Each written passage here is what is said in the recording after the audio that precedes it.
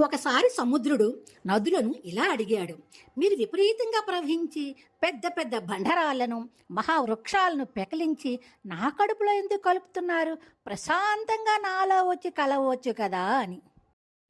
అప్పుడు నదీమ తల్లులు సముద్రుడికి నమస్కరించి ఇలా చెప్పాయి.